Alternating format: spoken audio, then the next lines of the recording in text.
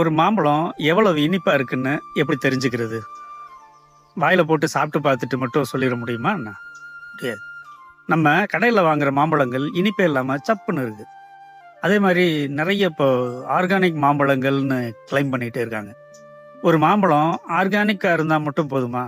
மருந்தடிக்கல okay. ஆனா ஆர்கானிக்கா இருந்தா மட்டும் அது டேஸ்ட்டா இருக்குன்னு சொல்ல முடியுமா?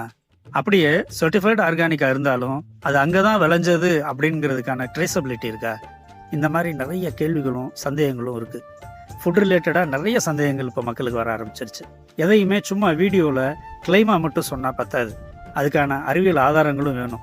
இப்ப உதாரணத்துக்கு மாம்பழத்துல இருக்கிற இனிப்பையும், அதோட குவாலிட்டியும் தெரிஞ்சுக்கிறதுக்கு பிரிக்ஸ்ன்னு ஒரு அளவு இருக்கு. எப்படி மில்லிமீட்டர், சென்டிமீட்டர், கிராம், கிலோ இந்த மாரிலாம் சொல்றோம்ல. அதே மாரி சர்க்கரையோட அளவை அளக்கிறதுக்கு பிரிக்ஸ்ன்னு ஒரு மெஷர்மென்ட் இருக்கு. இதான் அந்த பிரிக்ஸ் மீட்டர். அத அளக்கிற மீட்டர் இதுதான்.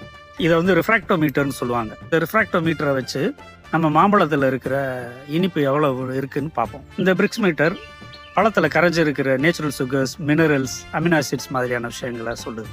இந்த மாம்பழம் பறிச்சு 15 நாள் ஆச்சு. இன்னுமே கெட்டு போல. இது இயற்கையா விளைய வச்சதுனால இன்னும் அழுகாம இருக்கு. தோல் பகுதி மட்டும்தான் சுருங்கி இருக்கு. இதே சிந்தட்டிக் கெமிக்கல் யூஸ் பண்ணியிருந்தோம்னா ஃப்ளேவர் இருக்காது, இத்தனை நாளைக்கு பழமும் இருக்காது, கெட்டு போயிருக்கும். ஐஸ்கிரீம் மாதிரி இருக்கு பாருங்க.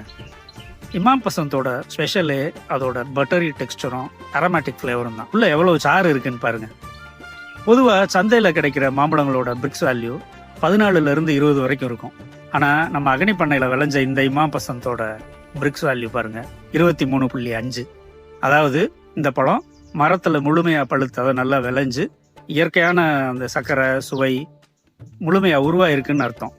ஆனால் ஒரு விஷயம், பிரிக்ஸ் அதிகம்னா வெறுமனே இனிப்பு மட்டும் அதிகம்னு அர்த்தம் கிடையாது. அது பழத்தோட குவாலிட்டியும் காட்டுது.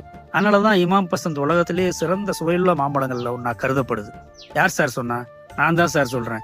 ஒருவேளை இமாம் பசந்த் சாப்பிட்டு அந்த அளவுக்கு டேஸ்ட் இல்லைன்னு சொன்னீங்கன்னா அடுத்த வருஷம் எங்களோட இமாம் பசந்த் மாம்பழங்களை வாங்கி சாப்பிட்டு பாருங்க. கண்டிப்பாக சொல்லுவீங்க. இந்த மாம்பழத்தில் இருக்கிற ஒரு க்ரீமி டெக்ஸ்டர், ஒரு ரிச் அரோமா, வாயில் போட்டோம்னா அல்வா மாதிரி கரையிற அந்த ஒரு ஃபீலிங், இது எல்லாமே நல்லா விளைஞ்ச பழத்தை அறுவடை செஞ்சால் கிடைக்கிற ரிசல்ட். இதுக்கு நாங்கள் எந்த ஆர்டிஃபிஷியல் ரைப்பனிங்கும் செய்யலை. கால்சியம் கார்பைட் மாதிரியான ரசாயனங்களுக்கும் இங்கே இடம் இல்லை. நல்ல மண், ஆரோக்கியமான நுண்ணுயிரிகள், மைக்ரோப்ஸ், உயிரின பன்மயம், பயோடைவர்சிட்டி, சரியான அறுவடை நேரம், இதெல்லாம் சேர்ந்து தான் இந்த மாதிரி ஹை குவாலிட்டியான பழங்களை உருவாக்குது. ஒரு நல்ல மாம்பழம் உருவாகிறது அறுவடை பண்ணுற நாளில் கிடையாது. அதுக்கு பல மாதத்துக்கு முன்னாடியே மண்ணுக்குள்ளே ஆரம்பிச்சிருது.